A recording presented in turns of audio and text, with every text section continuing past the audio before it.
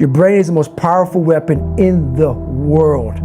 Once you put away your phones and your computers and all that we have nowadays, yeah, it's great. We're up to date.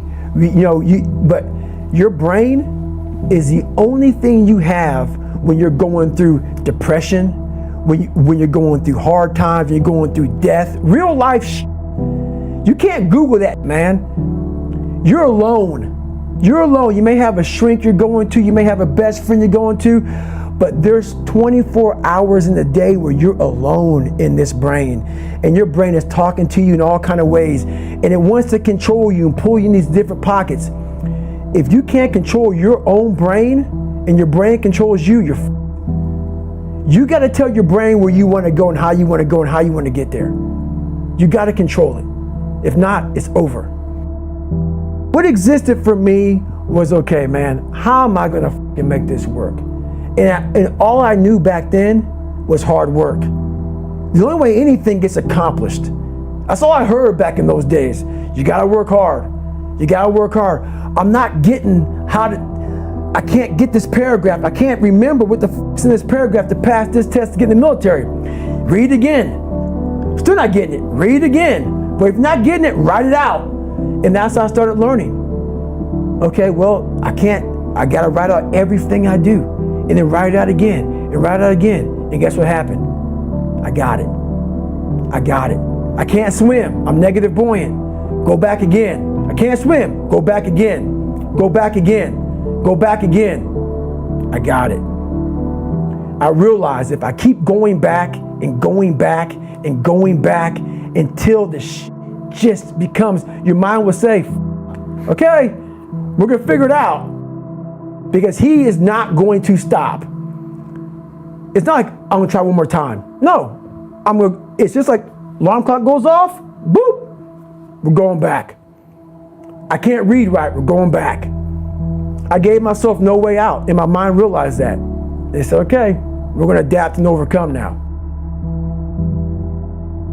Like a lot of people say, trying hard. Your mind knows, man. It knows this guy's bullshitting me, man. This guy's lying. There's no truth behind it. When I was in Navy SEAL training, people go, how were you there for 18 months? The program was only 6 months long. You were in 3 hell weeks in 1 year. No one's ever done that. How did you do that? I talk about the new norm. When I lived in a $7 a month place when I was growing up for a short period of time, I loved it. I didn't know any different. That was my norm. Once we moved out of that place, we moved to a $236 a month place. I was like, I never want to go back to that little piece of shit. But if you go back to that $7 a month place and you realize this is where I live, this is all I got, your mind says, roger that, this is home. So when I was going through Navy SEAL training for 18 months and going back through all the hard parts over and over again, I told myself after the first time, I knew it was gonna be a long journey there. My body was breaking down. It was just how it was going on. I said, you know what, this is my new norm. So my mind said, it's like going to work. Like you go to work, you put your suit and tie on, I go into suffering every day. Every day, suffering, being broken, duct taping my feet up, stress fractures, shin splints, being broken. This is my new norm. And your mind says, if we're not broken, this ain't normal. We gotta be broken. So then your mind starts to get tougher and tougher and more callous. People go, how did you run on broken feet? Broken shins. My mind knew this is how we operate. We're in Navy SEAL training. This is what we are. I became hell. And that became my new norm. I gave myself no way out. There was nothing outside these walls of hell. Nothing. I loved God, but for a short period of time, I became the devil, because that was hell. I became the boss, the owner, the CEO of Navy SEAL training. That was my mindset. And that's how you get through things. You immerse yourself in wherever it is, and you become that. You become that and give yourself no way out. When I was 297 pounds and I was fat as hell trying to be a Navy SEAL, the scariest thing in the world to me, even to this day, was that could have been the rest of my life. I thought then I was trying hard. That's the scariest thing in the world. I thought then 297 pound, working for Ecolab, spraying for cockroaches, making $1,000 a month. I thought that was me at my 100% potential. Come to find out, a few years later, I wasn't anywhere near that. 106 pounds less, graduated Navy SEAL training, went on to do all these other things. Looking back on that, that was me trying hard. That's why people gotta understand, what is in us, we have no idea until we start trying hard. And I mean really trying hard, where you're obsessed with, hey, this is my new norm. My new norm is that, wow, this isn't always fun. It's not always meant to be fun. And that's when you know you're trying hard. People hear my story and think this guy is sadistic. I realized how the brain works. I figured out how the brain works. I'm a scared kid, and that's what gives me so much power.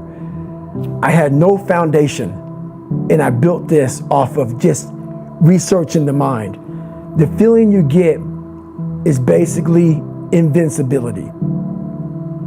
You realize that you can't do it all the time.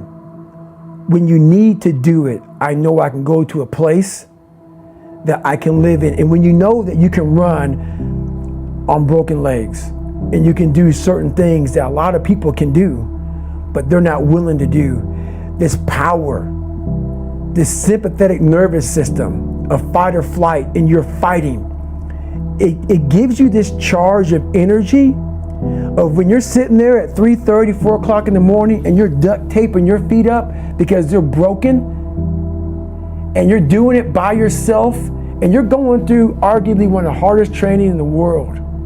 And these guys, most of them are healthy, and you're going through it broken, and you're already at a disadvantage, but you're still there.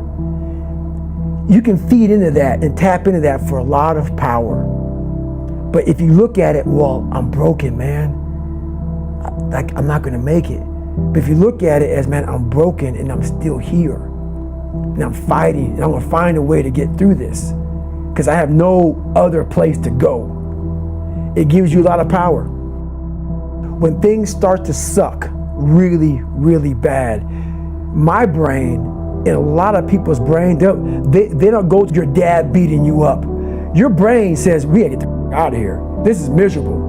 So anger goes away a lot of times when you're suffering, because your brain just says, we gotta run, we gotta go. So that anger is not popping up saying, oh, I'm gonna show them, I'm gonna show those people. No, there has to be a much deeper, when I say deeper, it has to be down to mineral soil. It has to be down to that nice mineral soil where nothing can burn. You can't burn dirt. So it has to be down that low, that literally is something in you that's at the core of your soul. But you don't find it unless you spend a lot of time with what you want to be in life. I can't give that to you. Right. You can't give it to somebody. When you find your true passion in life, and my passion for me wasn't like, oh, I want to be, I don't give a Navy SEALs, Army, I don't give a shit. I want to serve my country. I want to be someone that I'm proud of.